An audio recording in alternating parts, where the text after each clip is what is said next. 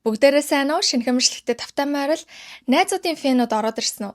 Тэгсэн бах тий. За хамгийн анхны ангиа цацснаас хойш бараг 32 жилийн хугацаа өнгөрч байгаа ч гэсэн хүмүүсийн маш их хайрлаж, гамнаж, өөртөө хань хийж үздэг шоу болвол яалтчгүй найзууд цуврал. За тэгвэл энэ цувралын хойно яг ямар зүйлүүд болж исэн, ямар драманууд үүсэж исэн. За түүгээр зогсохгүй энэ шоуг тойрсон сонирхолтой фактууд юу байв? Энэ шоунд тоглосон жүжигчдийн амьдралд юу тохиолдов гэдгийг өнөөдөр хэдүүлээ нэлээд сайн ухаатгая гэж би бодоод бичлэгээ бэлдээд сууж байна. За ингээд хэдүүлээ олон тав үгээр яг бичлэг рүүгээ орцгоё. За найзууд цувралын зохиолыг санаачилж бичсэн хүмүүс бол та бүгдийн сайн мэдэж байгаагаар Марта Кофман болон Дэвид Кренер. Тэд хоёул Филадельфиагаас гаралтай хамгийн анх оюутан ахуй цагтаа буюу коллежид байхдаа танилцаж түүнээс хойш олон 10 жилийн хугацаанд хамтран ажиллаж нөхөрлсөн найзууд. Зарим мэдээлэлээр олвол тэднийг найзууд цуврал дээр гардгийн нэгэн айдал 6 найзын хүрээлэлтэй байсан, бүгд л Нью-Йоркод ажиллаж амьдардаг, ирээдүйн хаашаа чиглэх нь тодорхойгүй тийм л залуус байсан гэж болов бичсэн байдгийн байна лээ. За ингээд Дэвид болон Марта хоёр бол өөрсдийнхөө тэр үеийн талаар дурсан ярихдаа бид яг л тэр дөрүүд шиг байсан. Найз нөхөд маань бидний гэр бүл болж бүгд л хамтдаа хотын амьдралд хөлөө олох гэж хичээж исэн гэж болов хэлсэн байдаг. Энэ үед буюу 1993 оны үед Марта болон Дэвид хоёрын ажиллаж байсан Family Album нэртэй цуврал нь ердөө 6хан анги цацагдаад амжилтгүй байсан учраас цуслагдчихсан. Ингээд цувралаа цуцлуулсан залуус олвол хэсэг сэтгэлээр унжаагаад ер нь хоёулаа өөрсдийнхөө мэдгүй сэдвээр зохиол бичгээсээ илүүтэйгээр өөрсдийнхөө хамгийн сайн мэддэг сэдвээр зохиол бичсэн дээр юм биш үү гэснээр ийхүү Нью-Йоркод амьдардаг залуусын амьдралын талаар бичгээр шийдцгээсэн байдгийн байна. За энэ нь бол мэдээж өнөөдрийн та бидний хамгийн хайртай цуврал болох найзууд цувралын зохиолын үндэс нь болсон. За ингээд Дэвид болон Марта хоёр бол өөрсдийнхөө зохиолын талаар 7 хуудас танилцуулга бэлдээд NBC-гийн удирдлагуудад танилцуулсан. Ингэхдээ энэ бол зүгээр нэг Нью-Йоркод амьдардаг, зүгээр нэг кафед суугаад цаг нөхцөөдөг залуусын талаар бол огтхонч бишээ. Харин ч өөрийнхөө гэр бүлээс хол өөрөө хараахан гэр бүл зохиогоогүй байгаа амьдралын тэр хамгийн онцгой нандин мөчүүдэд найзууд нь түүнийг түшиж нөхөж түүний шин гэр бүл болдог талаар бол өгүүлэх учиртай юм а гэдэг гол санааг маш их ач холбогдол өгөн тайлбарласан байдгийн байна. Энэ үед бол NBC-гийн удирдлагууд хэдийнэ залуусын амьдралын талаар хөнгөн романтик цуврал хийхээр төлөвлөжсөн. За мөн зохиолоо хайгаад байж исэн энэ цаг үед нь бол Марта Дэвид хоёрын санаа нь маш их таалагдсан гэдэг. Ингээд Марта Дэвид хоёр бол ердөө 3 өдрийн дотор хамгийн анхны туршилтын ангийн зохиолыг бол бичжээ. Цувралыг бол анх Insomnia Cafe гэж бол нэрлэе гэж бодож байсан. За гиснээ дараа нь бол Six of Fun болж өөрчлөгдсөн юм байна. За NBC-гийн зүгээс бол Friends Like Us гэдэг нэрийг бол санал болгосон. Гэсэн ч энэ нэрэн дээр мөн л тохирч чадаагүй. Ингээд дараа нь бол Across the Hall гэдэг нэрээр бол нэрлэе гэж бодож исэн ч хин хинд нь эдгээр нэрнүүд огтхонч таалагдахгүй байсан болохоор явандаа зүгээр л Friends гэдэг нэрээр бол тохирохоор шийдцгээсэн юм байна. За ингээд сонгон шалгаруулалт жүжигчдээ сонгох болсон дээр бол зохиолчд болон найруулагчид за түүгээр зогсохгүй яг тэр жүжигчдийг сонгон шалгаруулдаг захирлууд бол 1000 гаруй жүжигчдийн материалтай танилцаж үүнээс 75 жүжигчин сонгон шалгаруулалтанд бол ирж оролцохыг урьсан байдаг. За ингээд сонгон шалгаруулалтанд оруулсан эцэст 3-4 шилдэг гэсэн жүжигч нарыг NBC-гийн удирдлагууд захирлуудыг бүгдийг нь цуглуулж байгаад урд нь бол бүх дүрт нь тоглуулж ингэж зохиолыг нь бол уншуулж исэн гэдгийм байна лээ. За хамгийн анхны дүр шалгарсан хүн бол Дэвид Швимер буюу Росс Гейлерийн дүр байгаа. Зохиолчид бол Дэвид Швимерийг Росс Гейлер тоглуулна гэд анхнаасаа шийдчихсэн байсан учраас энэ дүрийг Дэвид Швимер дээр тулгуурлан болол бичсэн байдгийн байна лээ. Анхандаа бол Дэвид энэ дүрийг авахыг огтхон ч хүсээгүй. Гэхдээ зохиолчид бол энэ дүрийг өөрт нь зориулж бичсэн гэдгийг сонсмогцоо энэ дүрийг авахар шийдсэн байдгийн байна. За Дэвид Швимер болвол ямар нэгэн сонгон шалгаруулалтанд оролгүйгээр энэ 6 жүжигчний нэг болон шалгарсан цор ганц хүн юм байна. За дараачийн дүр болвол Моника Гейлер. Росс Гейлерийн дүү Моника Гейлерийн дүрт Кортни Кокс бол шалгарсан байдаг. За Кортни Кокст бол хамгийн анх Рэйчел Грэни дүрийг бол санал болгож исэн гэсэн. Гэхдээ зохиолыг уншиж үзээд Кортни Кокс бол За би болвол Rachel биш ээ. Би болвол Monica юм байна. Monica-гийн иймэрхүү дүрм журамд дуртай цэвэрч Нямбай зан нь болвол яг надтай тохирч байна. Тийм учраас би Monica-гийн дүрийг авмаар байна гэж болвол хүссэн.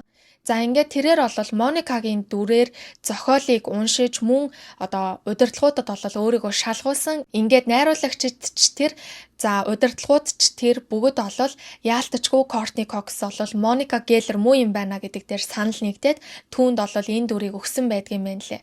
Нэрээ Ross Geller-ийн эхнэр Carol-тэй суусан Susan гэх эмэгтэйг болвол та бүгд мэдж байгаа. За энэхүү Susan-ний дүрд болвол жүжиглсэн Jessica Hecht гэх нэртэй жүжигчин болвол Monica Geller-ийн дүрд мөн сонгон шалгаруулалтанд орж исэн ч эцэст нь Courtney Cox болвол энэхүү дүрээ болвол авч чадсан.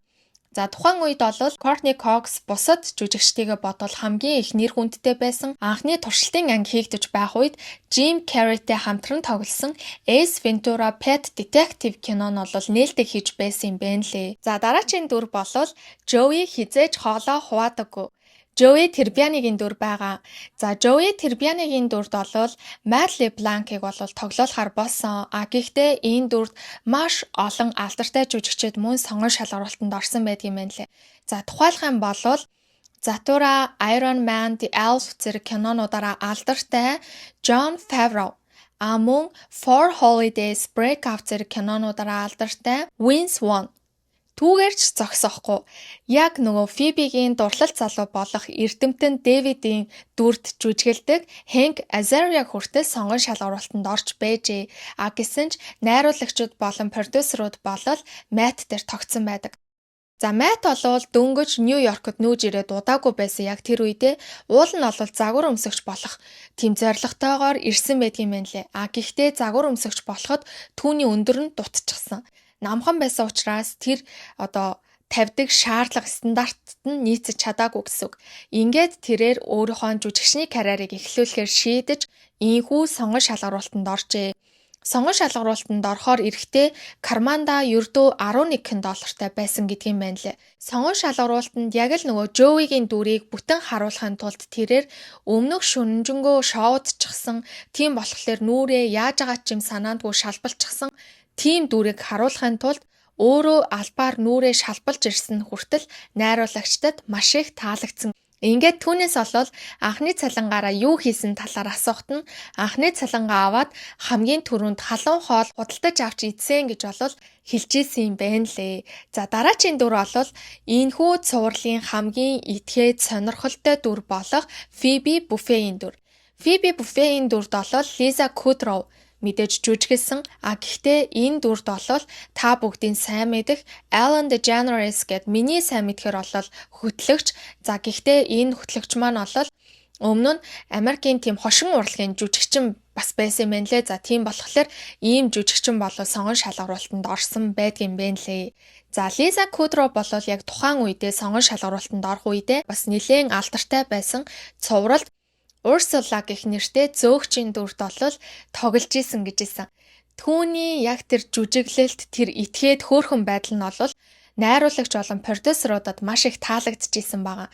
За ингээд энэ киноноосоо улбаалаад энэ киноныхоо дүр буюу Ursula гэх Phoebe-гийн зөөгч хийдэг ихэр эгчийг нь болвол Friends цувралд шигтгэе болгон оруулсан нь ийм учиртай байдаг юм байна лээ.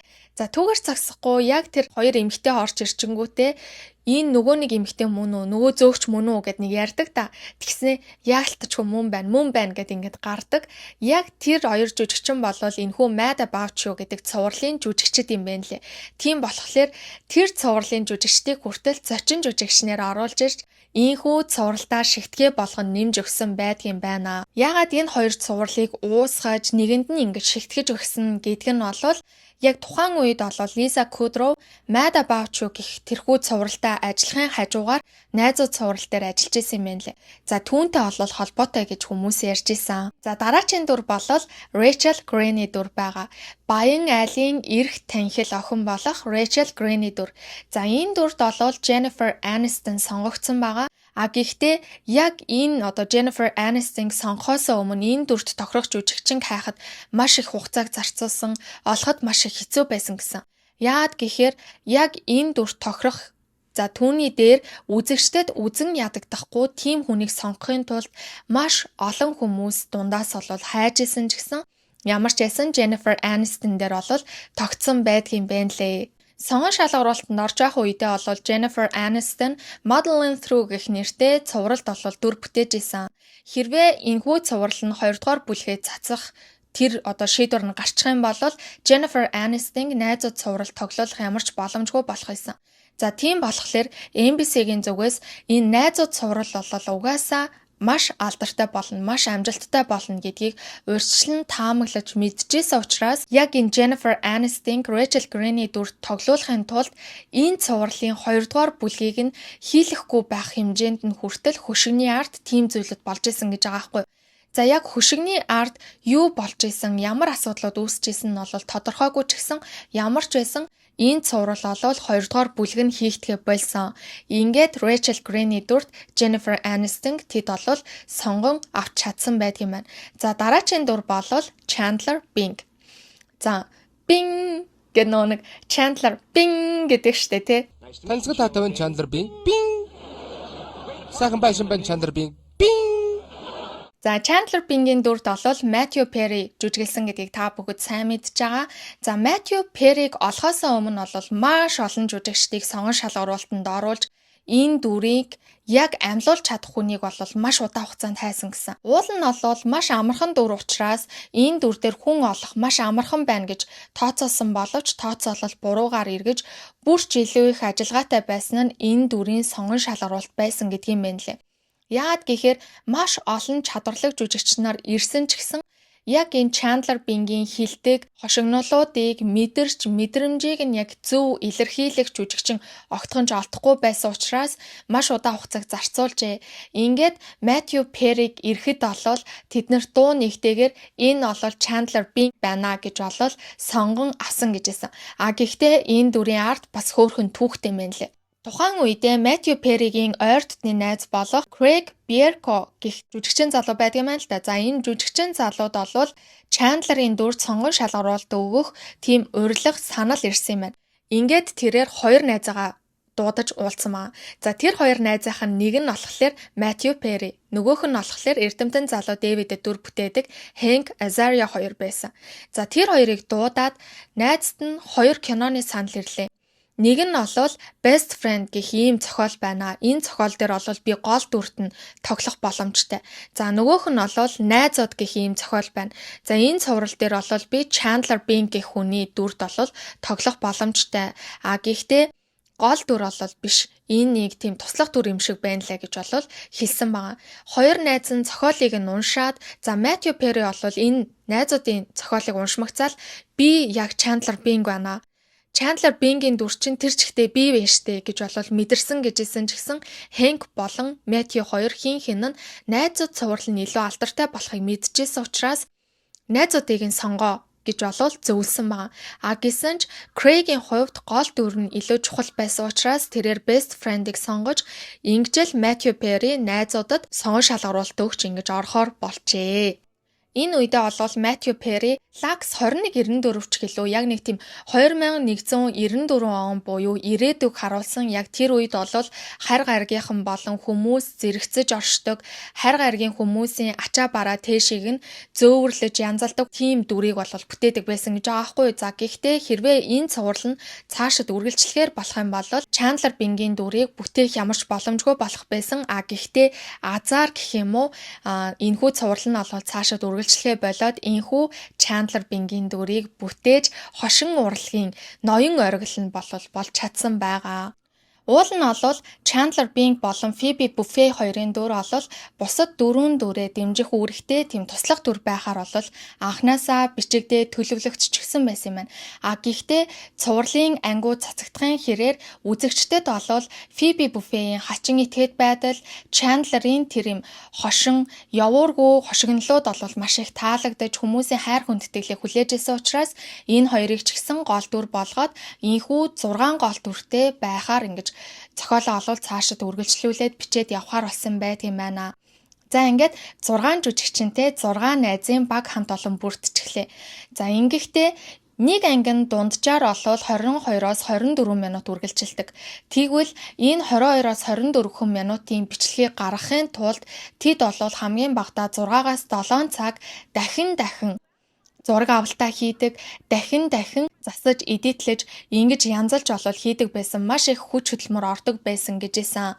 За ингээд мэдээж цувралыг болвол яг энэ цувралын дуугүйгээр хизээж төсөөлхийн арга байхгүй тийм үү? Яг энэ дуу болвол бүх цаг үеийн хүмүүсийн хамгийн их сонссон бас хамгийн их дуртай дуунуудын нэг байх гэж би бодож байна. Тэгвэл энэ дууг нь зохиосон хүн нь хэн гэж? Яг энэ найзууд цувралын зохиолыг бичсэн Марта Кауфманы нөхөр Майкл Склоф энэхүү дууны хөгжмийг болвол хамгийн анхудаа зохиосон байдгийм байна. Бас маш сонирхолтой байгааз ингээд 1994 оны 9 сарын 22-ны өдөр найзуудын хамгийн ихний туршилтын ангийг цацгаар болжээ. Ингэхдээ тухайн үедээ мэдээж тодорхой хэмжээний үзэгчтэй болчихсон байсан, олонд танигдаад нэлээд хөлөө олчихсан байсан хоёр цувралын дундуур гаргасан гэж байгаа байхгүй юу? За энэ хоёр цуврал нь бол эхнийх нь мэдээж нөгөө нэг Phoebe Buffay буюу Лиза Кудровын Урсулагийн дүр тоглодог Mad About You гэдэг цуврал байсан. За дараачих нь бол Seinfeld гэх цуврал байсан. За энэ хоёр цувралын голоор бол хамгийн анхны туршилтын ангиа цацгааруулсан. Хэрвээ энэ туршилтын анги амжилтгүй болсон бол энэ цуврал цаашаа үргэлжлэхгүй гэж бодож исэн боловч маш амжилттай байсан. Үнэхээр амжилттай байсан. За энэхүү яг ангийг цацгаасаа 7 хоногийн өмнө бол энэ цувралын найруулагч Джеймс Бурроуз 6 жүжигчин дагуулад Лос Анжелесаас Лас Вегас руу явсан. За ингэхдээ бол Лас Вегаст ямар нэгэн ажиллаар бол очиагүй зүгээр юу хийсэн гэхээр хэрвээ цуврал цацагдчих юм бол та нар дахиж гадуур яг л одоогийн шиг ингэж алхаж чадахгүй болно. Тийм болохоор яг энэ сүүлийн мөчүүддээ сайхан зугаацаад ав гэж хэлээд $200-аас $300 чек бичиж өгөөд тэднийг бол хамгийн сүүлийн 7 хоногт нь ингэж ирэх дураар нь сайхан хөгжилтөхөд нь бол тусалсан байдгийм байна.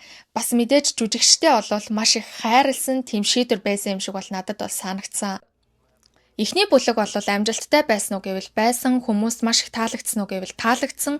Гэхдээ яг зарлага бүтэн нөхөж ашиг орлоготой байсан уу гэвэл төдийлөн амжилттай байж чадаагүй. Гэсэн ч NBC-гийнхэн бол явандаа энэ цуврал бол яван чангарна гэдгийг өөрсдөө таамаглаад мэдчихсэн учраас 2 дугаар бүлгийг бол эргэлзэлгүйгээр хийхээр шийдсэн байгаа. За ингээд 2 дугаар бүлгийн зураг авалтууд бол эхэлсэн. Дийлэнх иймэрхүү цувралууд бол эхний бүлэг нь маш их амжилттай байсан ч дараагийн бүлгүүд бол эхний бүлгийнхаа амжилтыг гүйцэхгүй ингэж амжилт нь бол багаар буурсан үзүүлэлттэй тийм цувралууд зөндөө байдаг. Гэхдээ найзууд цуврал нь бүлэг ахих тусам 2, 3, 4, 5 дугаар бүлэг нь хийгдэг тусам яван чангарсаар бүр хэмжээний ашиг орлоготой болж эхэлсэн цөөхөн хідэн цувралуудын нэг болж чадсан байгаа. Та нарын найзууд цувралын хамгийн дуртай анги яг ямар анги вэ? Яг дуртай анги бол комент хэсэгт заавал бичиж үлдээгээрэй гэж бол би хүсмээр байна. Миний хувьд миний хамгийн дуртай анги бол Chandler Monica хоёр нууцаар уулзаад нөгөө талд бол Phoebe болон Rachel хоёр тэр хоёрын талаар мэдчихэд өөрсдийнхөө талаар хэлүүлэхийн тулд ингэж нэг жоохон өрсөлддөг. Тэр ангид бол би хамгийн их дуртай. Тэдний талаар биднийг мэдэж байгааг тэд мэдсэнийг бид мэдэж байгааг тэд мэдэхгүй гэдэг нэг тийм анги байдаг штэ. За тэр ангид бол би маш их дуртай. Тэгвэл яг энэ 10 бүлгийн 236 ангийн хамгийн их олон үзэлттэй, хамгийн их алдартай болсон ангиуд нь ямар анги байдгийн бол гэдгийг хэдүүлээ ярьцгаая. За эхнийх нь бол яг тухайн үеийн 1996 оны Супер Боулын дараа цацагдсан ангиуд гэж байгаа байхгүй. За энэ ангиуд нь бол 2 дугаар бүлгийн 12, 13 дугаар ангиуд байгаа. 52.9 сая үзэлтийг авсан. Яг энэ цувралын түүхэндээ бол хамгийн их үзэлтийг авсан ангиуд байгаа. Энэ ангиудад Jean-Claude Van Damme, хөөрхөн хүүхэн Julia Roberts, Brooke Shields зэрэг олон гайхалтай жүжигчид зочин жүжигчнэр ирж оролцохоор болсон нь олонний анхаарлыг маш их татсан ба. Тэгвэл яг эдгээр ангиудын арт бас тийм сонирхолтой зүйлүүд болсон байдгийн байна лээ. Юу гэхээр эхнийх нь бол Julia Roberts-тай холбогдно. За Julia Roberts бол хэрвээ Matthew Perry над руу өөрөө квант физикийн талаар эссе бичиж явуулах юм бол би наад цувралт чинь зочин жүжигчнэр очиод дүр бүтээгээд өгөө гэж болол хэлсэн байгаа. Ийм болцол тавьсан байгаа. Ингээд маргааш нь болол Matthew Perry өөрөө quantum physics-ийн талаар эссе бичээд түүн рүү факсаар илгээсэн гэж хэлсэн. Ингэжэл түүнийг болол өөрийнхөө цовролд тоглуулахаар болсон байдгийм байна. Мөн Matthew Perry болол яг энэ Julia Roberts-тэй кинонд тоглосны дараачаас энэ үедээ болол яг тэр дотн харилцаанд орж байгаа. Julia Roberts багахан хэмжээнд бас хөөхөн шоглоод өөрийнхөө өшөөг авч байгаа талаар бол гардаг штеп. Тэгвэл яг энэ шоунаас гадна бодит амьдрал дээр болол Julia Roberts-тэй Matthew Perry 2 сар орчим хугацаанд болцож исэн юм байна лээ. Гэхдээ энэ харилцааг дуусгасан хүн нь Matthew Perry өөрөө байсан. Яад гэхээр ийм сайхан эмэгтэй, ийм сайхан төгс бүсгүй болол над шиг эрэгтэй хүнийг ирээдүйдээ байлгана гэдэг нь бол бараг л боломжгүй. Энэ бол худлаа зүйлгээд өөрөө төрүүлж шархалхаас айсандаа энэ харилцааг ингэж дуусгасан гэдгийм бэ лээ. За дараачих нь бол Van Damme байгаа. За Jean-Claude Van Damme болохоор яг тэгж хамтран ажиллахад бол найруулагчийн зүгээс хожим нь юу гэж ярьж байсан гэхээр яг л хар дарсан зүүч шиг байсан гэж болвол ярьсан байдгийн мэн лээ. Яасан гэхээр Van Damme болохоор Monica болон Rachel хоёртой хамтран ингэж жүжиглэх үедээ болвол тэднийг тийм ёс бусаар үнсэх, биед нь ёс бусаар хүрэх гэдэг ч юм уу. Иймэрхүү байдлаар жоохон тийм ажлын байран дээрх бэлгийн дарамт үзүүлж исэн гэж хэлсэн. Иннээс нь болоод Jennifer Aniston болон Courtney Cox хоёр найруулагчид хандан хэрвээ Jean-Claude Van Damme ийм байдлаар жүжиглэх юм бол ийм байдлаар бит хоёртой ёс бусаар үнсэлцэх гэж оролдох юм бол бит хоёр энэ ангиудад тоглохгүй гэж болол хэлсэн байна. Найруулагч болол хэдийгээр энэ талаар сонсчингуудаа Van Damme сануулга өгсөн боловч Van Damme түүний сануулгыг огтхонч тоогоогүй. Тэгээд ингэсгээд болол энэ асуудал ингээд өнгөрсөн гэж хэлсэн. За түүгээр зогсохгүй заяа. Brooke Shields-тэй холбоотой бас маш тийм том дуйлан гарсан ба. За Brooke Shields болол теннисчин залуу Andre Agassi-тэй болол үерхдэг байсан юм байна. За Brooke Shields болол яг тухайн үедээ Joey Tribbiani-гийн дүр бүтээж байгаа Drake Ramore-гийн галзуу фэний дүрт тоглодог штэ. За ингээ галзуу фэний дүрт тоглож агаад Joey-гийн хурууг нь долоодог хэсэг гардаг. Энэ үед болол Andre зураг авалтын сетэнд найз бүсгүйгээ дэмжихэд ирчихсэн байсан. Гэтэл найз бүсгүй нь өөр хүний хураг долоосон учраас үүнд нь маш ихээр дургуутсаж зураг авалтын сетийг орхиод гэртээ хараад өөрийнхөө бүх цом, өөрийнхөө бүх шагналуудыг эвдэлсэн байгаа байхгүй. За энэ нь бол түүнийг ямар их хартай, ямар аимшигтай уур бухимдалтай хүн бэ гэдгийг нь бол харуулсан байдгаа. Гэсэн ч ийм хүнээс бол Brooke Shields салаагүй юм байна лээ. Харин ч тэрээр энэ үеийнхаа дараа буюу энэ үе чинь 1995-96 оны үе. Гэтэл 1997-оос 99 оны хооронд 2 жилийн хугацаанд гэрэлж агаад тэгээд салцгаасан гэж хэлсэн. За нэг иймэрхүү зочин жүжигчд болгонтой холбоотой нэлээд нэг юм хөөрхөн драмануудтай бол байсан юм байна. За дараачийн анги бол 5 дугаар бүлгийн 14 дугаар анги байгаа. За энэ анги болохоор нөгөө миний яриад байсан бидний мэддгийг мэдэж байгааг бид мэднэ гэдгийг тэд мэдэхгүй гэдэг анги буюу Monica Chandler хоёрын талаар бүгд олж мэддэг анги байгаамаа. За дараачийн яг хамгийн үзэлттэйгээд 3 бичигдсэн анги бол 4-р бүлгийн 12 дугаар анги байгаа. Залуус охтын эсрэг асуулт хариултын тэмцээн зохион байгуулж Monica Rachel хоёр өөрсдийнхөө байрыг хүртэл бооцоонд тавиад эцэст нь Chandler-ийн ажлыг мэддэггүй гэдэг шалтгаанаар байраа алддаг анги байдаг штэ. За тэр бол хамгийн их үзэлттэй ангиудын 3-т болол жагсдаг юм байна. Үүний дараа болол 10 дугаар бүлгийн 17, 18 дугаар ангиуд жагсаж байгаа. За энэ ангиудыг болол 52.5 сая хүн үзсэн гэж хэлсэн. Энэ анги дээр нөгөө нэг Ross Rachel хоёр ч уучраа олж чадахгүй, Rachel онгоцноосоо буугаад Ross дээр ирдэг ийм үйл явдлууд гардаг ийм ангиуд байгаа. Мэдээж энэ ангиг бол дурсахгүй байж болохгүй байх гэж би бодож байна. Энэ бол 8 дугаар бүлгийн 9 дугаар анги буюу яг Brad Pitt зочин жүжигчнэр орж ирж оролцдог тийм анги байгаа. За энэ үед бол Jennifer Aniston болон Brad Pitt хоёр хамгийн алдартай хосууд байсан үе. За тийхтэл энэ хүнийг нь бол зочин жүжигчнэр оруулж ирсэн үзэгчд фэнүүдийгээ жинхэнэ алмааруулж хашгируулсан анги болж чадсан байдгийн байна. За хэдийгээр бодит амьдрал дээр хайр дурлалын холбоотой ч гэсэн яг энэхүү цуврал дээр бол Rachel Green-ийг үзэн яддаг бүр тийм клуб байгуулчихсан залуугийн дүрээр тоглосон нь бол үзэгчдэд маш их сонирхолтой байсан гэж хэлсэн. Хэдийгээр дээгүүр бичигдээгүй ч гэсэн нэг тийм анги байдаг штэ нөгөө нэг Росс, Эмили хоёр гэрлэхэд Лондон руу очсон. За хурмаа хийх үед нь бол найзууд нь бүгд Лондонд очихдоо Joey ганцаараа аялаж явж агаад Sarah Ferguson буюу одоо нөгөө асуудалд ороод байгаа ханхүү Andrew-гийн эхнэртэй таардаг тийм анги гардгаа. За энийг бол та бүгд анзаарсан байх гэж би бодож байна.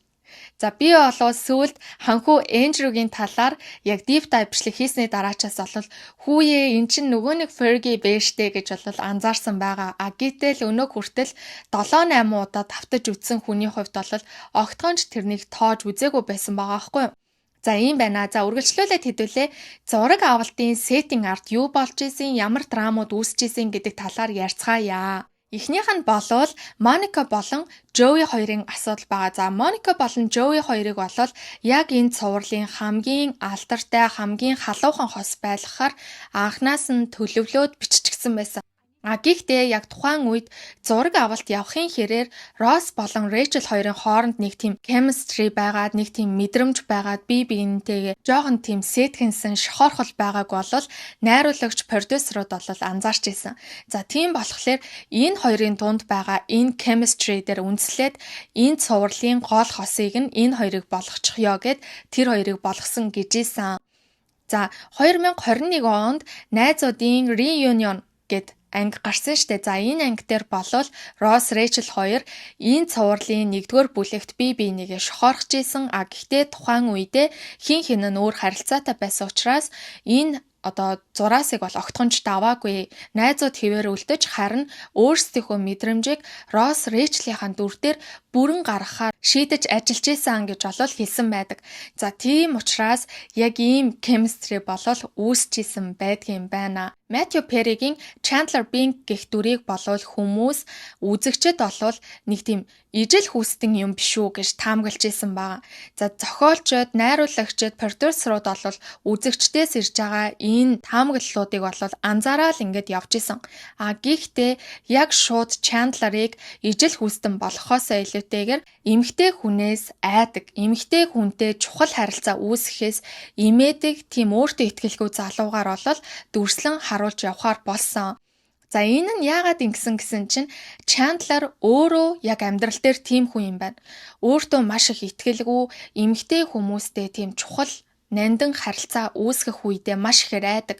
Энэ хүн намайг шархлуулчих үедээ гэдэг тэр их айцаасаа болоод эмэгтэй хүнтэй тийм чухал харилцааг болол үүсгэж чаддгүй маань. Гүн гүнзгий харилцааг үүсгэж чаддаггүй гэсэн үг. Энийгээ тэрээр продюсер, найруулагч энтерт болол хошигноод ярьж явах үедээ энээс нь болол улбаалаад тэгвэл ийм хүн болгочих гэд ийм хүн болгосон гэжсэн. Найзууд цуврал бол маш их тийм хатуу чанга, дүрм журамтай, маш тийм хатуу диктатур доор зураг авалтаа хийдэг байсан гэсэн. Жүжигчид яг өгөгдсөн зохиолын дагуу цэг таслалгүй бүх үгийг нь яг таг хэлэх ёстой гэдэг тийм хатуу дүрм журам явдаг байжээ. Ганцхан энэ дүрм журмыг нь зөрчдөг, энэ дүрм журмыг нь өөрчлөх боломжтой хүн нь Мэтью Перри л байсан. За Мэтью Перри болвол зохиолч нартай, найруулагч нартай ярилцаж өөрийнхөө хошигнолыг засахын хажуугаар ингэж хэлвэл зүгээр юм шүү, тэгэж хэлвэл зүгээр юм шүү гэдэг байдлаар болвол зохиолыг баяжуулж явж исэн юм лээ. Тийм болохоор энэ 6 хүний дунд ганцхан зохиолыг өөрчлөх боломжтой хүн нь бол Мэтью Перри байсан гэсэн. Тэгэж зогсохгүй Крэг гэд найз нь байгаа штэ. За тэр найз нь олвол чи миний татгалцсан зохиолыг аваад, чи миний татгалцсан дүрийг аваад амжилтанд хүрчлээ гэдэг байдлаар олвол түүнд үг хайж 5-6 жилийн хугацаанд түүнтэй олгохтонж уулзаагүй гэжсэн. Мэтью найзууд гэдэг цуврал амжилтанд хүрч тэрээр олонний анхааралд орохын хэрээр найзынхаа өмнө буруу зүйл хийсэн юм шиг маш ихээр гимшиж тийм байдлаар олвол эмзэгэлдэг байсан гэдэг юм байна лээ. Бас нэг тийм сонирхолтой зүйл нь юу байсан гэхээр Joey болон Chandler хоёр хин нь үздэг байсан нөгөө нэг эргийн аврагчд билүү нэг тийм цуврал үзэл стан нэрэ Jasmine сайхан хүүхэн мөхөн гэл ингээ яриад байдаг штэ. Тэгвэл Chandler бодит амьдрал дээр Jasmine-тэй богино хугацаанд уулзаж болцож исэн гэж ийсэн. За дараагийн сонирхолтой факт нь бол Phoebe-тэй холбогдно. За Phoebe болвол өөрийнхөө эцэг нэгт дүүдээ тэгч ихэр болж 3 ихэр хүүхдийн төрүүлж өгдөг. Тэгвэл тэр үедээ Lisa Kudrow жирэмсэн байжээ. Lisa ганцхан хүүтэй за Тэр хүү нь болохоор одоо 30 хүрч байгаа гэлөө 27 28-тай тийм хүүтэй гэж байгаа байхгүй юу? Тэр хүүгээ тухайн үедээ тээж байжээ. Гэхдээ Лизагийн гэдэс энгийн жирэмсэн хүний гэцийг бодвол илүү хурдцтай томорж исэн, нилээн том болж исэн учраас арай нэг авцалтайтай юм болоо та гэж бодсны үндсэн дээр 3 ихэр хүүхэд байхаар зохиолоо өөрчилж бичижсэн гисэн. За тэгвэл Фиби тэр үедээ жирэмсэн байж, Рэчел Эммаг тээх үедээ жирэмсэн байсан болов. За Эммаг төрүүлэх үедээ Рэчел бол жирэмсэн байгаагүй гидс орлуулагчаар ямар ч хэсэн жүжиглээд ингээд өнгөрсөн байдг юм байна. Харин яг ингэж Рэчлийг хүүхдээ тээж Эммаг төрүүлэх чинь гэж жүжиглэж явах энэ үед нь бол Кортни Кокс буюу Моника өөрийнх нь хүүхдэнд зулбаад сэтгэл санааны хувьд бол нэлээд хүнд байсан гэж хэлсэн. Гэсэн ч тэрээр олвол сүүлийн бүлгүүдэд буюу 9-10 дугаар бүлгүүдэд хүүхэд олох боломжгүй. За нэг олвол тээгчиг ашиглана. Өөрөө олвол хүүхэд тээх ямарч боломжгүй гэд хүүхэд өргөж авахар болдог доо. Яг тэр үедээ олвол тэрээр өөрийнхөө ганц охин болох Коко Аркветиг болол тээж исэн юм бэ лээ. Гэхдээ найруулагчид олвол үүнийг мэддэхгүй тулд маш тийм нэвсгэр хувцс өмсүүлээд гизийг нь халахалж исэн гэсэн. Дараачих нь Joey. За Joey болохоор Friends Zone гэдэг үгийг хамгийн анх дэлгэрүүлсэн хүн гэдгийг та нар мэддэг. За тэр болвол найзууд цувралын үеэр Friends Zone гэдэг үгийг ашигласнаар дэлхийн нийтээр тархаж өнөөдрийн биднэрийн Friends Zone дулцсан гэдэг үг чинь яг Joey-гийн хамгийн анх дэлгэрүүлсэн үг байжээ. За тэрээр мөн одоо нөгөө нэг Chandler-ийн яг энд би сууж исэн эн чинь миний суудал гэж нэг их нөгөө нэг ач холбогдол өгдөг нэг анги байдаг штэ. Тэр анги дээр олвол яг Chandler-ийн сууж исэн буудан дээр суух гэж явж байхдаа хөл нь халтраад мөрөө гимтэж гисэн байгаа. Тэгээд тэр ангиа олвол ингэсгээд дуусгасан, ямар ч хэсэн төвчээ дуусгасан. Зураг авалтын дараа яаралтай тусламжаар бол эмнэлэгт хүргэгдсэн байдгийн байна лээ. Түргэн тусламжаар явсан. За дараачийн анги дээр нь бол Joey орон дээрээ тэгцэж жагаад унаад гараа гимтээдэг гэдэг нэг тиймэрхүү сценаар орж ирдэг штэ. Тэгвэл яг тэр үед бол Joey-гийн гарыг хизээ идгэн гэж дараагийн зураг авалтаа авахгүй хүлээх юм бэ гэж бол хүмүүс бодсон ба. За тийм болохоор зохиолчид ингэсгээд найруулчихъя гэд нэг тийм одоо хэсгийг бол оруулж шигтгэж өгсөн байдгийн байна. Мөн Joey болон Rachelтэй холбоотойгоор Rachel Joey хоёрын бие биендээ нэг дурлаж нэг тийм үерх гээд ч юм уу жоохон нэг тийм хайр дурлалын харилцаатай болох гээд эхэлдэг тэр үе байдаг штэ. За тэрнийг нь олвол зохиолчид оруулж ирсэн боловч 6 жүжигчин болвол зургуулаа эсэргүүцэжсэн. Ийм зүйл байх боломжгүй. Рэчлийн хувьд Joey болвол яг л ах дүү шиг тийм хүн. Тийм байхад тийм хүнтэйгээ дээр нь Joey чинь Россыг өөрийн найз гэж маш ихээр нандиндаг тийм дүр байгаа. Гэтэл хүүхдийнх нь ээжийг нь экс найз бүсгүйг нь булааж аваад үерхэн гэдэг бол Joey-гийн дүрт ч тэр Rachel-ийн дүрт ч тэр хин хинэн дүрээсээ хазаасан юм болно гэж болвол ярьж исэн эсэргүүцэжсэн боловч зохиолчид бол тэдний саналыг огтхонч авч үзээгүй. Тэгээд яваанда жүжигчдийн жүжиглэлтэнд бол ямар нэгэн байдлаар тийм мэдрэмж харагдаагүй. За тийм болохоор зохиолчид бол эцэст нь бууж өгөөд тэр хоёрыг нэг үнсэлцэх үедээ бие биентэйг нэг тийм жоохон эвгүй байгаа хэсгээр гарч ирээд тэнгуүтээ хоёулаа зүгээр найзууд байдаа гэж дуусгадаг штэ. Тийм хэсгийг бол бичиж өгсөн гэж ийсэн. За ийм байна. Дээр нь бол нөгөө Carol болон Susan хоёрын лесбиан хурим байгаа штэ. За энэ хуримыг болвол хийсний дараачаас цацагсны дараачаас яг NBC-гийнхэн бол маш их хэмжээгээр гомдол ирнэ гэд операторудаа бол маш олон одоо сүлжээ утсан дээр маш их хэмжээгээр байрлуулчихсан байсан гэсэн. Гэтэл тэгж хэмжээгээр гомдол аваагүй ердөө 10-атхан гомдол ирсэн гэсэн. Энэ нь бол NBC-гийнхний хувьд маш их тийм гайхахуйц явдал болсон гэж байгаа байхгүй юу? Уул нь бол яг тэр цуврал дээр гарсан янз бүрийн зүйл гарах юм бол маш их хэмжээгээр утас руу нь бол гомдлыг бол хүмүүс гаргадаг байсан юм лээ. Гэтэл яг энэ хурим дээр ингэж өөр байсан нь өөрөөр хүлээж авсан нь бол хүмүүст маш сонин санагдчихсэн гэсэн. За тэгээд эцэст нь бол Гантер. За Гантер бол жүжигчин биш. Зүгээр л яг тэр кино сетэнд хүмүүст туслах үүрэгтэй тийм экстра нэмэлт хүч, нэмэлт хүний нөөц байсан байгаа байхгүй юу. За тэгтэл яг тэр үедээ кофений машин ажиллуулж чаддаг ганцхан хүн нь Гантер байсан болохоор Гантерийн дүрд ингээд тоглоулахар болсон байна. Ингээд тэрээр эцэст нь олол 6 найзын 7 дахь найз нь юмшигээр хүмүүсийн сэтгэл зүрхэнд маш тийм тодор үлдэж чадсан, хайрлагдаж чадсан дүр болж чадсан байдгийм байна. За үргэлжлүүлээд хэдүүлээ цалингийн талаар жоохон дэлгэрэнгүй яриадах яа. За энэ цалингийн асуудал бол нэлээд чухал байгаад байгаа. Эхний бүлэгт анги тус бүрээс жүжигчин тус бүр $22,500 авахаар нэг игнэнээс яг нэг цалингаар ингэж эхэлсэн байгаа. Ингээд 2 дахь бүлэг хийгдлээ. 2 дахь бүлгээс олвол анги тус бүрээс Росс болон Рэйчел хоёрын романс, Росс болон Рэйчел хоёрын хайр дурлал олонд ихээхэн таалагдж байсан учраас Росс болон Рэйчел хоёрын цалинг 30-аас 40 мянга болгон өсгөөд бусдыг нь олвол 22,500, 25,000 гэх мэтчлэн хоорондоо эрс ялгаатай иймэрхүү цалингаар олвол анги тус бүрээр цалинжуулдаг байжээ. Гисэн ч 3 дугаар бүлгээс эхлээд бүх зүйл өөр болсон. За 3 дугаар бүлгээс эхлэн Дэвид Швемер буюу Росс найруулагч болон продюсер за тэр NBC арын албаныханд олвол хит хитэн болцлыг тавьсан байгаа. За энэ болцлуудад нь олвол юу байсан гэхээр нэгт бид 6 яг адилхан ижил цагт ирээд ижил цагт тардаг, ижилхэн бэлдэж, ижилхэн ядарч, ижилхэн ажлын ачааллыг үүрдэг. Тийм учраас бид яг адилхан цалингаар л цалинжина. Эсвэл бид 6 дахиж энэ цовралд тоглохгүй. За түүнээс гадна энэ цоврал ирээдүйд тоглогдох бүрт энэ цовралыг хариуцж байгаа компанид олсон жилийн орлогоос 2% жүжигчин тус бүр цалин болгож ашиг орлого болгож авна. За 3-т бол бид 6 хүмүүс зургуулаад яг энэ цовралд тоглоно.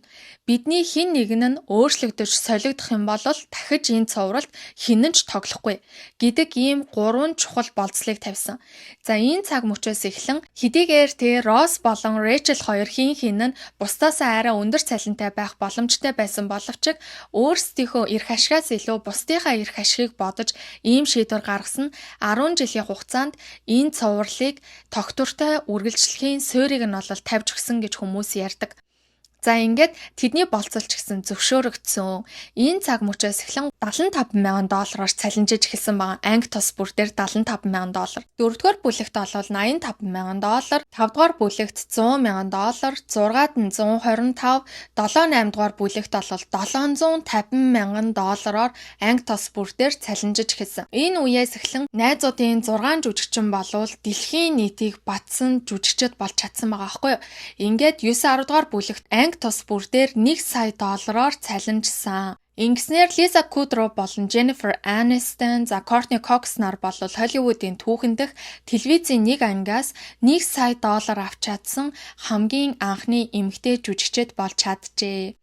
За энэ цоврал гарснаас 32 жилийн дараа буюу 2026 оны өнөөдрийн байдлаар жилд дунджаар Warner Bros олвол энэ цоврлаараа $1 тэрбум ашиг орлогыг дахин тоглооснараа бол авдаг гэж байна. Үүнийхээ 2% болгоныг жүжигчин тус бүрт нь буюу 6 жүжигчинд жил болгон $20 сая ашиг орлогыг бол өгдөг хүртээдэг юм байна. Энэ талаар бол Мэтью Перри өөрийнхөө дурсамж номондоо юу гэж хэлсэн байдаг гэхээр Дэвид өөрөө илүү их мөнгө авах боломжтой байсан ч гэсэн биднийг бодож тэр боломжоосоо татгалцсан. Түүний ухаалаг нүүдлийн ачаар бид насан туршдаа санхүүгийн эрх чөлөөнд хүрсэн гэж бол бичсэн байдаг гэсэн. Мэдээж үүний хажуугаар цувралын бүтээгдэхүүнүүд, өөрсдийнх нь гаргасан мерч бүтээгдэхүүнүүд, зар сурталчилгаа, ярилцлага, арга хэмжээ, нээлтүүд гэх мэтчлэн эдгээрт бол маш их хэмжээний мөнгө эргэлдэж байгаа. Эдгээр мөнгийг Стоцоо зөвхөн цалин нь гэхэд тийм өндөр байжээ. Тэгэхээр цалингаас гадна маш их хэмжээний мөнгийг бол авсан байгаа. За ингээд хэдүүлээ үргэлжлүүлээд найзууд цувралтай холбоотой шагналуудын талаар ярьцгаая. За найзууд цуврал бол 256 удаа аварцуудад шагналд нэр дэвшиж 65 шагналыг хүртсэн ба үүнээс Эмми аварцад гэхэд л 62 удаа нэр дэвшиж 6 удаа хоцсон байдгийм байна. Лиза Кудроугийн тухайд гэвэл 6 жүжигчин дотроос хамгийн олон удаа Эмми аварцад нэр дэвшсэн жүжигчин болж чадсан юм байна. За тэрээр бол карьерийнхаа туршид 12 гэлөө 15 удаа Эмми аварцад нэр дэвшсэн. Үүнээсээ 6-ад нь бол Friends-ийн Phoebe Buffay гэх дүрээрээ нэр дэвшиж 1998 онд шилдэг туслах дүр гэдэг шагналыг хүртсэн байна. За дараачих нь бол Jennifer Aniston. За Jennifer Aniston бол 2002 онд шилдэг гол дүрийн жүжигчин шагналыг Emmy Awards-аас хүртсэн. Үүний дараа жил буюу 2003 онд тэрээр Алтан бөмбөрцгөөс шилдэг Инедмийн цувралын эмэгтэй жүжигчин шагналыг болол хүртсэн байдаг юм байна. За Courtney Cox бол Emmy Awards-д нэг ч удаа нэр дэвшиж байгаагүй цор ганц жүжигчин нь байгаа. Энэ нь бол найзууд цувралын фэн, үзэгчид, кино шүүмжлэгч нараас хүртэл маш их шүүмжлэлийг дагуулдаг. Courtney Cox-ыг үргэлж дутуу үнэлдэг гэдэг байдлаар бол Emmy Awards-ыг шүүмжилдэг гэж исэн. За мэдээж Matthew Perry, David Schwimmer, Matt LeBlanc бол хин нь Emmy Awards-д нэр дэвшижсэн ч гэсэн аль нь ч Emmy Awards-аас шагнал хүртэж чадаагүй юм байна лээ. Гэхдээ тэд олвол шагналын дайтай нэр хүнд эд хөрөнгийг болол олж авч чадсан байдаг. За үргэлжлүүлээд хэдүүлээ Matthew Perry-гийн талаар ярьцгаая. За Matthew Perry-г бол мэдээж арх болон мансууруулах бодис эмний нөлөөнд орж донцсон гэдгийг та бүгд сайн мэдэж байгаа. За түүнийг жакусанд амнасаа алдсан байдалтай олдсон явдлын талаар бол маш олон ютуберүүд өөрсдөө мэдээллүүдэд бэлдээд маш олон бичлэгүүдийг гаргаж цацсан учраас яг тэр амиа алдсан талаар нь бол ярихгүй зөвхөн донтолтын талаар, зөвхөн хувийн амьдралын талаар ярих гэж бол би бодож байна. За Matthew Perry хэрвээ маш их хэмжээгээр жин нэмсэн байх юм бол энэ бол архины хамааралтай архинд донтчихсон байна гэсэн үг. Хэрвээ маш их хэмжээгээр жин хайчихсан байвал энэ ийм болон мансууруулах бодисны нөлөөнд ороод донтчихсон байна гэсэн үгэ гэдэг байдлаар бол тэрээр өөрийнхөө дурсамж номондоо бичсэн байдгаа. За тийгвэл яг Matthew Perry-г ийм их хэмжээний донтолттой байх үед нь бол найзууд цувралын тэр кино сет тэр хамтран ажиллагчид болвол бүгд л түүний энэ донтолд түүний юм асуудалтай байгааг олон нийтээс нууж исэн. Яад гэхээр Chandler Bing гэдэг дүр болвол маш тийм төгс дүр байх ёстой. Тийм болохоор хинч энэ талаар мэдэж болохгүй гэдэг байдлаар бол хавд арч исэн юм байна лээ. За Matthew Perry бол 14 настайгаас архинд хит их орж донтож эхэлсэн. Учир нь түүний аав ээж хоёр бол тэр үед салж исэн байна. Аав ээжийнхэн салтаас үүдэн тэрээр бол өөрийнхөө сэтгэл хөдлөлийг барьж дийлэхгүй байсан учраас ийхүү стрессээ бол архиар тайлж явандаа тэр нь донтолд олж хувирсан байна. Тийм болохоор эхэндээ бол зөвхөн архины хамааралтай байсан. Архинд маш их хэмжээгээр донтчихсон байсан. Гэтэл тэрээр бол найзуудын 2 дугаар бүлэг дээр ажиллаж байх үедээ Fools Rush гэх кинонд тоглож байхдаа хүзүүгээ хүнд гэмтээж эмнэлэгт хүргэгдсэн. Энэ үед нь эмнэлгийн зүгээс түүнд маш тийм хүчтэй Vicodin гэх өвчин намдаах эмийг болол бичиж өгсөн байна. За энэ өвчин намдаах эм нь бол зүгээр нэг өвчин намдаах эм биш. Үнэхээр маш хүчтэй юм байсан гэсэн. Энэ имийг жирийн хүн 5-7 хоног тогтмол хэрэглэх юм бол энэ имэнд донтдог тийм хүчтэй юм гэж байгаа байхгүй юу? Тийм болохоор энэ цаг үеэс эхлэн тэрээр энэ имийг хэрэглэснээр ийм мансууруулах бодисонд донтож эхэлсэн. Эхэндээ ганц нэгээр эмнүүдээ ууж агаад явандаа тунгин нэмж янз бүрийн эмнэлэгт очиод миний өвчнийг ердөөсөө намдааж өгөхгүй байна. Маш ихээр өвдөд завиурлаад байна гэдэг шалтгаан хэлээд эмийнхаа тунг нэмүүлдэг байсан маа. Ингээд явандаа өдөрт бүр 55 ширхэг эмийг хүртэл уух тохиолдол байдаг байсан гэж байгаа байхгүй юу? 5-7 хоног уухад л тэр уусан хүн нь бол донтолтонд орох боломжтой тийм хүчтэй эмийг 55 ширхгийг өдөрт уудаг хэмжээнд хүртлээ тэгж их донтсон байна. Тийм ч болохоор энэ имнээс болсон уу аль эсвэл өөр бусад им мансууруулах бодисноосоо болсон уу тэрээр найзуудын 3-6 дугаар бүлгийн зураг авалтууд тэр жүжиглэлтүүд ер нь тэр үеийнхаа амьдралыг тэр чигт нь мартчихсан. Ямар ч дурсамж байдаггүй гэж хэлсэн. Ингээд Моника болон Чандлер хоёрын нөгөө нэг хурмаа хийдэг анги байдаг штэ. За тэр хурмаа хийдэг ангийн зураг авалтыг дуусмагц Чандлерыг яаралтай түргэн тусламжаар эмнэлэгт хүргэж нөхөн сэргээ хэмжлэгэнд оруулсан гэж хэлсэн. За Матьюгийн ганц эрүүл ухаантай байсан бүлэг нь бол 9-р бүлэг нь байсан. Энэ бүлгийнхаа дүрээр тэрээр Emmy Awards-д нэр дэвшсэн байдаг юм байна лээ. Matthew Perry болвол нийт 15 удаа нөхөн сэргээх төвд хэвтэж 65 удаа хоргоожуулах хэмжилгээ хийлгэж 14 удаа мис засалд орж донтолттойгоо тэмцэн 9 сая $10 олол зарцуулсан байдаг. За энэ 14 мис засал гэж байгаа штэ. Энэ 14 мис засал нь бол шууд донтолттой холбоотой гэж байгаа. Ийм хүчтэй өвчин намдаах ийм мансууруулах бодис бол ходоод за нойр булчирхай тэр дотоод эргэтнүүдэд бол маш муугар нөлөөлдөг. Тийм болохоор нойр булчирхай нь маш аюултай байдалд ороод маш аюултай байдлаар гимтээд түүнд амьд үлдэх ердөө 30% л боломж байсан. Үнэхээр хүнд мис засалд орсон байгаа байхгүй юу? Ингээд мис засалд ороод тэрээр 14 хоног сэхэн амьдруулах тасагт хэвтсэн. Сэрснээ тэр юу гэж бодсон гэсэн чинь хамгийн анхны бодсон бодол маань ийм хаан байна гэж би бодсон.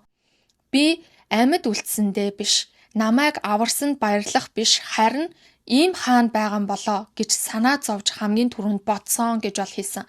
Тэгэхээр түүний донтолт тэр хэмжээнд хүртлээр тийм аимшигтай байжээ. Гэхдээ Мэтью Перри бол зүгээр нэг донтогч байгаагүй.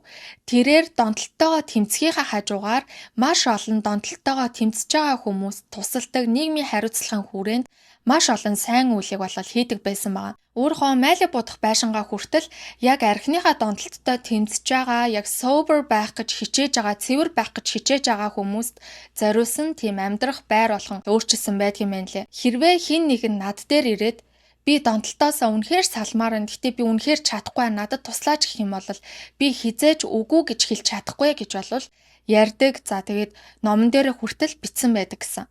За хувийн амьдралын тухайд гэвэл Мэтью Перри огтхонч гэрлэж байгаагүй. Тэрээр эмэгтэйчүүдтэй ойр дотн гүн гүнзгий харилцаа үүсгэх үедээ маш ихээр айдаг. Яг л Чандлер Бингийн дүр чинь тэр чигтээ Мэтью Перри. Гэхдээ кинон дээрээ болвол Чандлер Бинг донтолтгүй харин Мэтью Перри донтолттойгоор л ялгаатай байсан. За түүний багад салсан аав ээжийнх нь салалт түүнд маш хүнд сэтгэлийн шарх өгсөн. Яваандаа донтолтонд хөтлөөд энэ нь бүр яваандаа түүнийг ганцаардал руу хөтлсөн ба. Тэрээр маш олон алдартай, маш олон сайхан бүсгүүчүүдтэй болцож, уулзаж явж исэн ч гэсэн хинтэнч гэр бүл болж байгаагүй. Хинтэнч гэр бүл болоход бэлэн санагдаж байгаагүй гэж исэн. Эдгээрээс би хоёр хүнийг бол онцлон яриа гэж бодож байна. Эхнийх нь бол Лизи Каплан. За Лизи Каплантай бол тэрээр 2006-аас 2012 оны хооронд 6 жилийн хугацаанд доктортой үерхсэн. За Лизиг бол та бүгд Mean Girls гэх 2004 оны тэр киноны нөгөө нэг рок найз нь байдаг штэ. За тэр найзаар нь бол маш сайн мэдж байгаа ах гэж би бодож байна. Бараг л гэрлэхээ шахсан гэж аа. Тэрч бүхэл Мэтьюгийн амьдралын цоор ганц үнэн хайр нь бол Лизи байсан гэж хүмүүс одоо хүртэл ярьдаг. Хожим нь бол тэрээр дурсамж номондооч тэр өөрөө ярихтаач тэр юу гэж ярьдаг байсан гэхээр хэрвээ тэр үед би Лизитэй гэрэлчихсэн байсан бол би одоо 53 настай, 2 хүүхэдтэй, сайхан эхнэртэй, өөрийн гэсэн халуун дулаан гэр оронтой байх байлаа. Гэхдээ одоо би 53 настай, гэртээ ганцаараа байна гэж болол бичиж ярьдаг байсан гэж байгаа байхгүй. Тэгэхээр тэгэж хэмжээнд ганцаарддаг байсан. Ер нь бол нэлээд тийм ганцаардал дунд шансаар энэ нь явандаа донтолтыг нь улам өдөөсөн байгаамаа. Дараачих нь бол Молли Хурвиц гэх эмэгтэй байгаа. За энэ эмэгтэйтэйгээ 2018-аас 2021 оны хооронд 3 жилийн хугацаанд үерхсэн. Ахиц дэвшил нь юу байсан гэхээр ядахтаа л гэрлэх санал тавьж түүнийг өөртөө гэрлээчээ гэж гуйж исэн. Багахан хугацаанд жолов сүй тавьж исэн байгаа. За энэ үеэр буюу 2018 оны энэ үеэр ходоодны цоорол гэж яригддгийн болов яг юу гэж яригддгийг маа сайн мэдэхгүй байна. Ходоодны цоорол гэж орчуулагдаад байгаа байхгүй юу? Мэтью ходоодны цоорлоор онцлогдоод 3 сарын хугацаанд хэвтэрт орж эмчлүүлж исэн. За тэгээ азар бол гайгүй өнгөрсөн. Ингээд 2 жилийн хугацаанд үерхэж байгаад 2020 онд тэрээр санал тавьсан байна. Ингэхдээ дэлхийн хамгийн гайхамшигтай эмэгтэйтэй болцох аз тохиосон гэж бахархаж ярьж байсан. Боловч нөхөн сэргээх төвд бол хэвтэж гарч ирсний дараа би гэрэлчихсэн байна. Би бүр хүүхдүүдтэй болчихсон байна. Би хажуудаа эмэгтэй хүнтэй байнга хамт амьдарч байна. Тэрч бүхэл Молли ирээдүйн хүүхдүүдийнхаа нэрийг хүртэл бодчихсон байна гэж бодохоор би хизээж энэ харилцаанд бэлэн биш юм байна. Би бэлэн биш юм байна.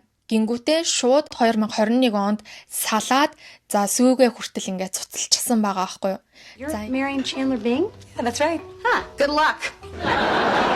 What a nice lady. За Мэтью Перри болол хэдийгээр амьдралынхаа сүүлийн мөчүүдэд эцэг хүн байх, аав хүн байх, гэр бүлтэй байхыг маш ихээр хүсэжсэн ч гэсэн түүний сэтгэлийн шарах, түүний айдас, трама, түүний донтолт болол түүнд ийм зүйл хийхийг нь бол огтхонж зөвшөөрөөгүй байна. За ийм байдлаар ямар ч тааш тэрээр 2023 оны 10 сарын 28-ны өдөр ганцаардлыг насаараа нь туулж гав ганцаархнаа гэртээ таалал төгссөн байдгийн байна. За Мэтью Перри болол зөвхөн найзуудаар хязгаарлагдахгүй. Түүний карьер болол зөвхөн найзуудаар хязгаарлагдахгүй. Хамгийн алдартай болсон кинонууд нь гэвэл Fools Rush гэх өөрийг нь тэр ийм мансууруулах бодисны донтолтонд ороход хүргэсэн тэр кино байгаа. Гэхдээ тэр кино нь үнэхээр амжилттай болсон уу гэвэл үнэхээр амжилттай болж чадсан. За дараагийн кино нь бол The Whole Nine Yards байгаа. За 17 Again гэх тэргүүтээ алдартай кинонуудад бол дүр бүтээсэн. Түүгээр зогсохгүй найзууд цувралын дараа бол тэрээр Mr. Sunshine гэх өөрийн цувралаа гаргасан. За энэ цуврал нь бол 2 сизонтэй байсан баха. Нилээн бас алдартай, нилээн бас амжилттай цуврал болж чадсан юм байна лээ. За дараагийн жүжигчин бол Jennifer Aniston. За Jennifer Aniston бол 1994 онд өөрийнхөө агентуудаараа дамжуулан Brad Pittтэй танилцсан байдаг юм байна. За ингээд найзууд кинонд тоглож байх үеэрээ буюу тэрээр 1998 онд мөн л агентуудынх нь болцоо товлож өгсөний дагуу Brad Pittтэй болцоонд явж ингэж хамгийн анхудаа тотонсож эхэлсэн байна. Яг тэр болцоондоо очиод бүх зүйл маш амархан, маш энгийн, маш хөвгөлтэй болж өнгөрсөн болохоор Jennifer Aniston бол би энэ хүнтэй гэрлэх юм байна гэдгийг тэр анхны болцоон дээр очиод л мэдсэн гэж исэн. Ингээд 2000 оны 7 сард тэд Малибугийн ирэг дээр хувийн харшид 200 орчим зочин урж хурмаа болол хийцгээсэн ба. Ингэжэл тэр хоёр бол гэр бүл болцгоосон байдаг. 2001 оны Валентины баяраар Brad Pitt найзуудын цувралын трейлер машинд нь бол 1500 сарнаа дүүргэж эхнэртэй хайртай шүү гэдэг бичгийг бол бичүүлсэн байсан гэж исэн.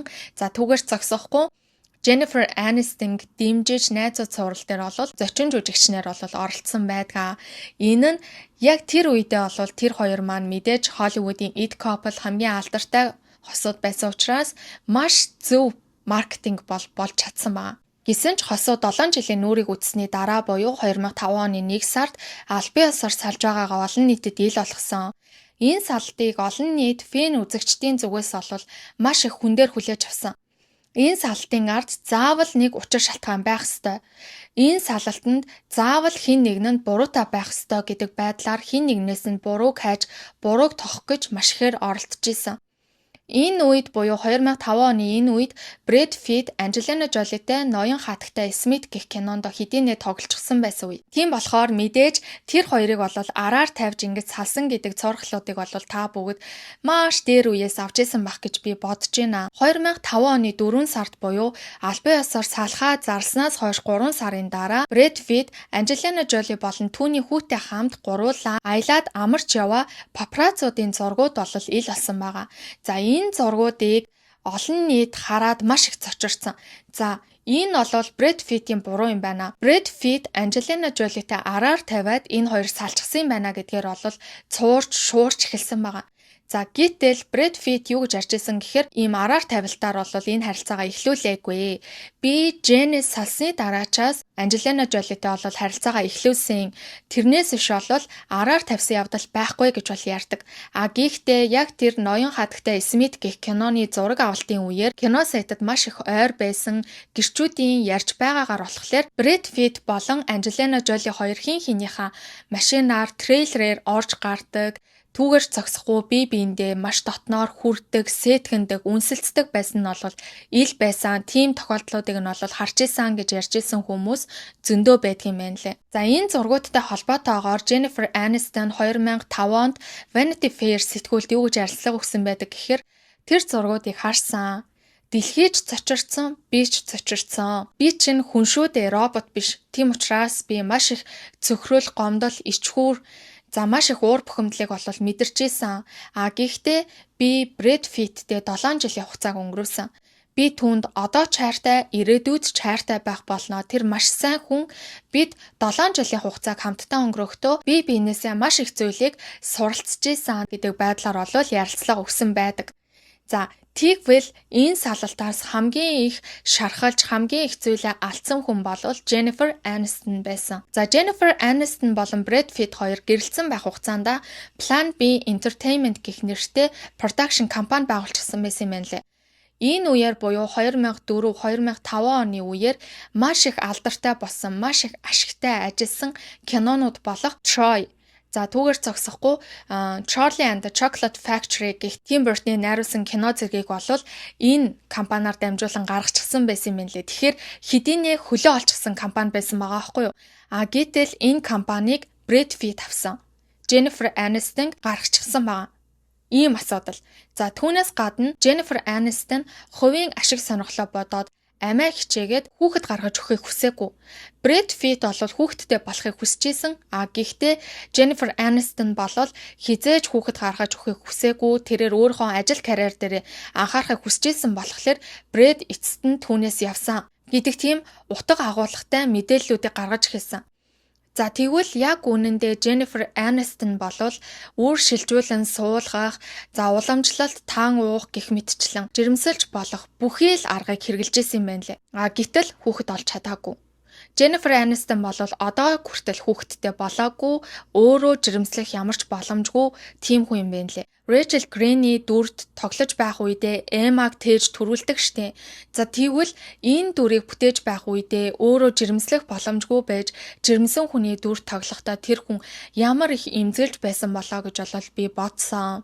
За ямар ч байсан маш их хэмжээгээр ингэж оролцсон боловч хэвлэл мэдээлэл энэ талаар огтхонч мэдээгүй байж түүнийг шууд буруугаар ойлгох мэдээллүүдийг гаргаж ирсэн. Түүгээрч зогсохгүй Jennifer Aniston-ы ярилцлагыг хүртэл таслаж, эдитэлж, найруулгыг нь өөрчилж ингэж бичдэг байсан байгаа байхгүй.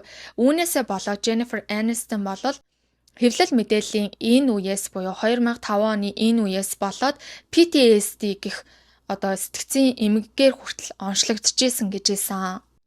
За энэ салалт чинь олвол яг нөгөө найзуудын сүүлийн сизон гараад, сүүлийн бүлэг нь гараад удаагүй байх үеийн асуудлууд ахгүй. За энэ үед олвол найзуудын бусад жүжигчид Jennifer Aniston хэвлэл мэдээллийнхнаас нуухыг маш ихээр оролдож исэн.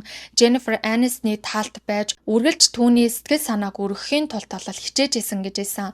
Түүгээр зогсохгүй Courtney Cox бол Jennifer Aniston-ы бүхий л амьдралынхын цаг хугацаанд түүний дэргэд байж түүний талд түүнийг дэмждэг байсан гэдгээрээ олвол алдартай. За Courtney Cox мэдээж Matthew Perry-г хүртэл маш ихээр дэмждэг байсан, маш их халамжтай нэгэн гэдгээр бол түүний дурсамж номонд дурсагдан бичигдсэн байдаг. Харин нөгөө талд бол Brad Pitt юу гэж ярьж исэн гэхээр за Angelina Jolie болвол намайг бүх талаар сэтгэл ханамжтай байлгадаг. Би харин Jenтэй байхдаа хизээж сэтгэл ханамжтай байж чадаагүй гэж болол ярьсан байдаг юм байна лээ. Дараа нь үүнээсээ уучлалт гуйгаад би тэр үед маш ихээр тэнгэлдэг байжээ. Jennifer Aniston учир байгаа юм биш. Надад учир байжээ. Би өөрөө дотроо хоосон байсан учраас тийм зүйлийг мэдэрдэг байсан юм а гэсэн утга бүхий тийм ярилцлагуудыг бол өгсөн гэж хэлсэн. Ямар ч байсан Jennifer Aniston болон Brad Pitt хоёр бол салсан цагаасаа хойш бие биендээ хүндэтгэлтэй байдлаар бол харилцаж байсан.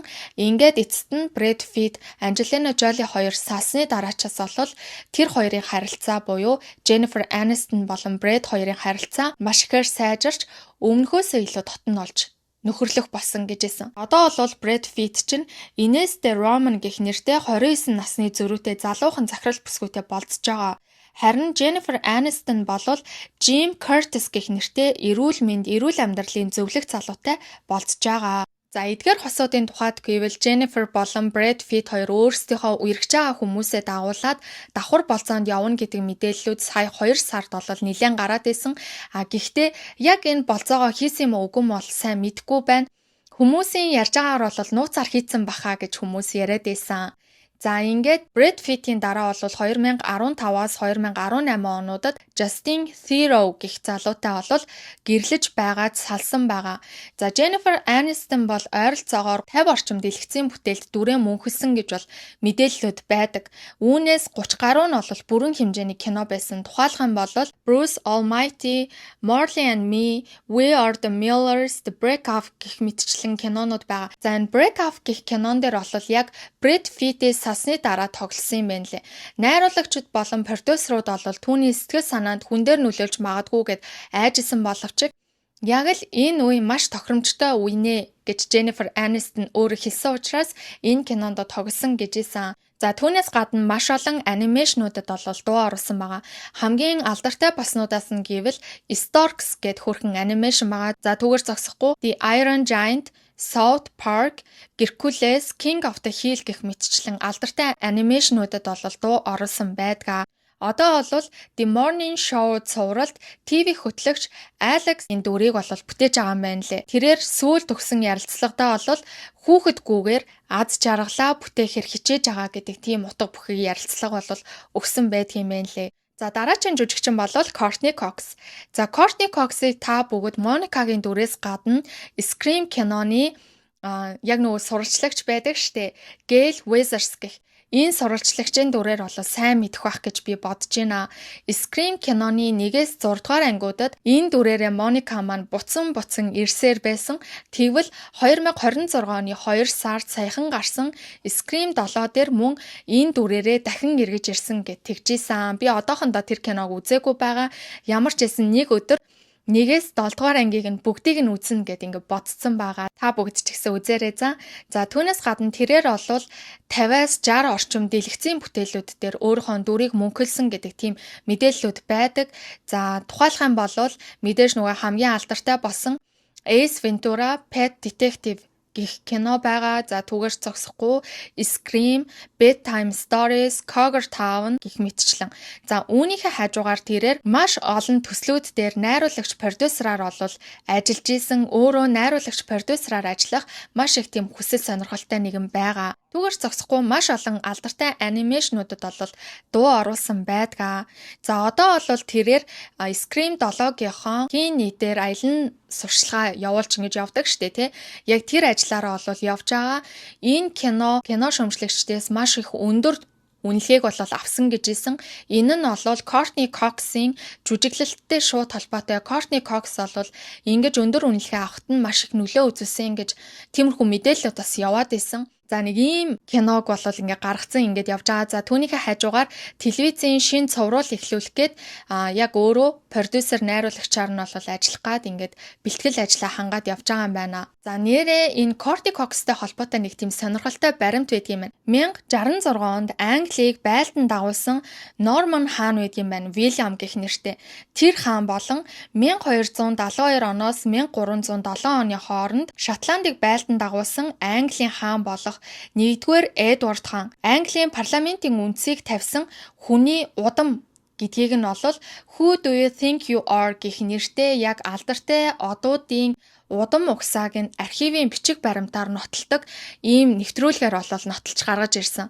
Ийм хүмүүсийн үр удам нь бол за энэ Courtney Cox байна гэж нотолж гаргаж ирсэн гэдэг юм байлаа. Бас маш сонирхолтой байсан. За тэгээд хувийн амьдралын талаар ярихад яг тэр нөгөө нэг найзуудын бүх жүжигчдийн Art Arquette гэдэг нэрийг бол залгаж исэн. Энэ үед болвол Courtney Cox өөрийнхөө нөхөр болох David Arquette-тэйгээ гэрэлсэн үеийнх нь ангин тэр байсан юм байна лээ. Тэд бол 1996 онд танилцаж 1999 онд албан ёсоор гэр бүл болсон. Ингээд өөрсдийнхөө цор ганц охин болох Coco Arquette-ийг тээж төрүүлсэн байдаг юм байна. За Coco Arquette бол 2004 онд төрсэн. Тэгэхээр одоо бол 22 настай ийм охин байдаг юм байна. David болон Courtney хоёр бол 2013 онд салсан ч гэсэн тэр цаг үеэс хойш бол охиныхоо аав ээжийн хувьар найзуудын харилцаатай байдаг гэжсэн.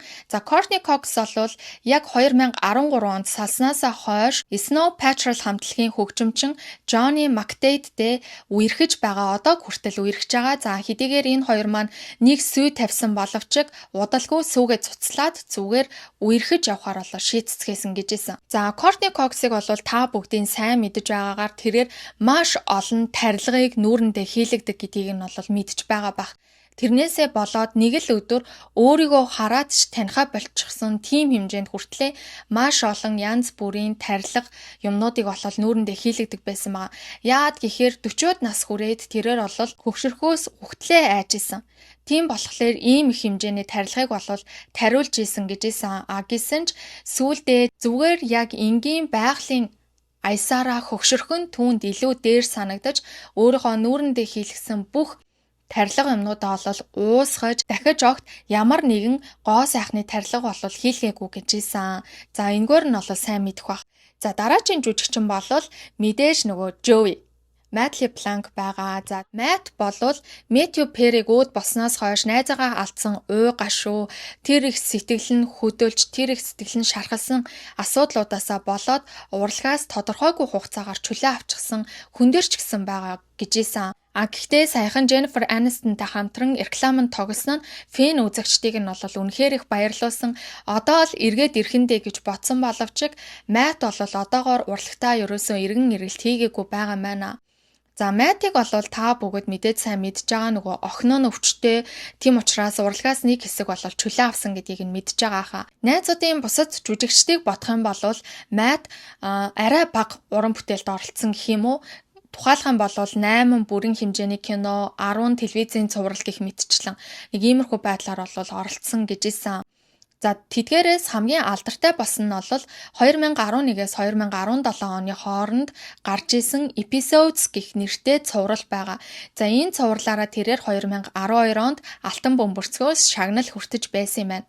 Мөн яг 2000-ад онд Эд шуугилж исэн 2003 онд 2 анги гарсан Charlie's Angels кинонд бол тоглосон байгаа. За түүнээс гадна Man with a Plan, за Top Gear гэх мэтчлэн янз бүрийн иймэрхүү төслүүд дээр бол ажилласан байдгийн байна. Friends-ийн дараа Joey гэх нэртэй өөрийнхөө тийм албан ёсны шоутай болсон юм. Гэсэн ч энэ шоу нь бол нэг бүлэг гараад тэгээд амжилтгүй болсон гэж байсан. Хоёр дахь бүлгийн ганц нэг ангийг нь бол гаргасан ч гэсэн яг тэр хоёр дахь бүлэг нь ерөөсөө тэгэж үзэгчийг татаж чадахгүй, үзэлт авахгүй байсан учраас тэр бүлгийг нь бүтэн гаргахгүйгээр ингээд хассан, цуцалсан гэдгийм байна лээ. Гэхдээ саяхан YouTube дээр тэр үлдсэн бүлгүүдийнх нь ангиудыг нь бол оруулсан гэсэн. Гэхдээ би бол үзээгүй байгаа. За ямар ч байсан ийм шоунд бол орсон. За хувийн амьдралынхын тухайд гэвэл 2003-аас 2006 оны хооронд Melissa McKnight гэх эмэгтэйтэй гэрэлсэн байдаг. За тэр үед бол Melissa 2 дагуур эрэгтэй хүүхэдтэй байсан. За ингээд 2 хүүгийн хойд ав болж Matt маань Melissa-тай сууж цор ганц охин нь бол төрсөн. Түүний цор ганц охин болох Marina нь төрснөөсөө хойш төд удалгүй 11 сартай байх үедээ маш ховор төрлийн тархины мэдрэлийн өвчнөөр бол онцлогдсон байдгийн байна лээ. Уул нь бол Matt яг Friends-ийн дараа, найзууд цувралын дараа бол маш их эрэлттэй байсан, хүн болгон түүнтэй хамтарч ажиллахыг хүсэж исэн.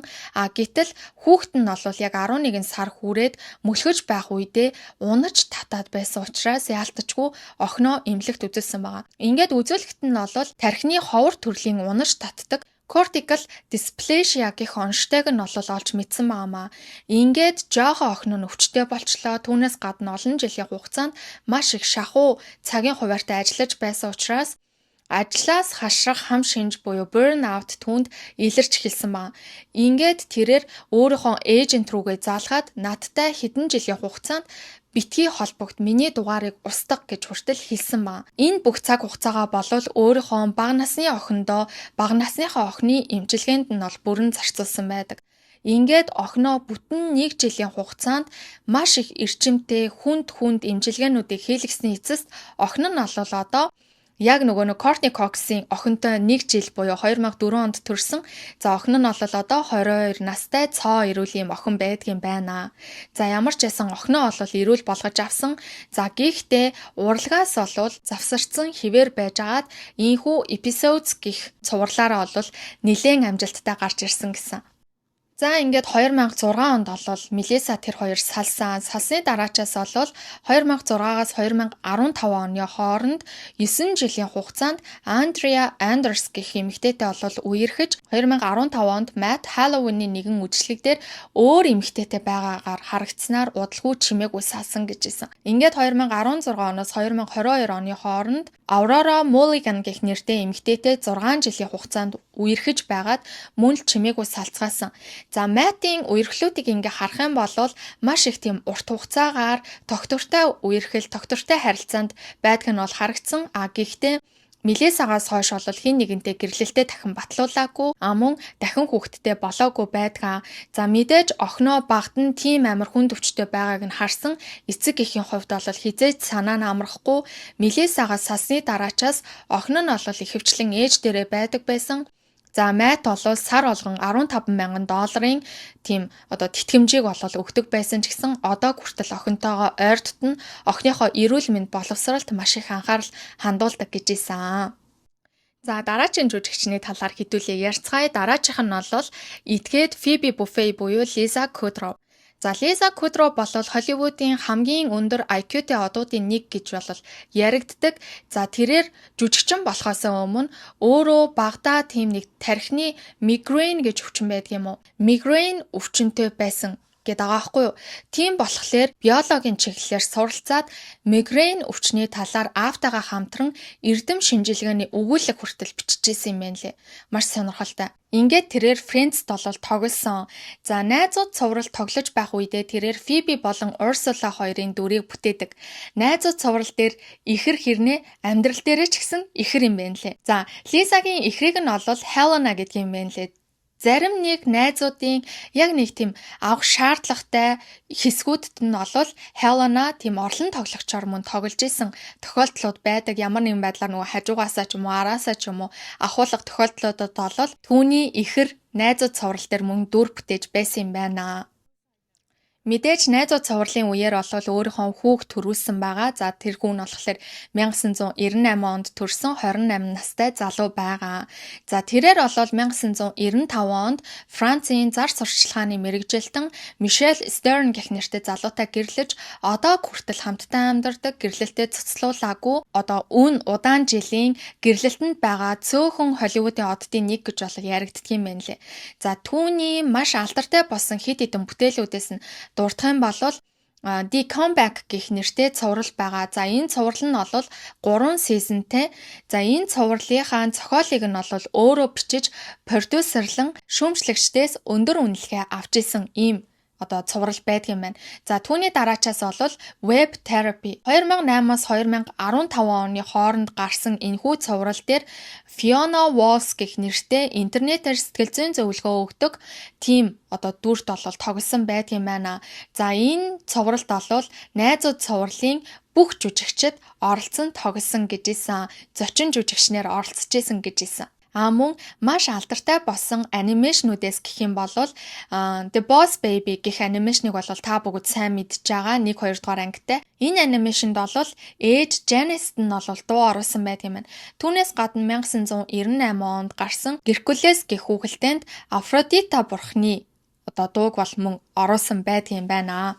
За одоогийн байдлаар бол Лиза Кудроу Time Bandits гэх 2024 оноос хойш одоо хүртэл үргэлжилж байгаа цувралд гол дүрийг бүтээж байгаа. За энэ цуврал нь бол тийм зөгнөлт цуврал гэж тэгжсэн. За энэ цувралдаа гол дүрийг бүтээж үүнийхээ хажуугаар нөгөө Courtney Cox-ыг хаана байсан тийм хүмүүсийн удам ухсааны хөөн гэдгийг нотолж гаргаж ирсэн гэд ярьжсэн да.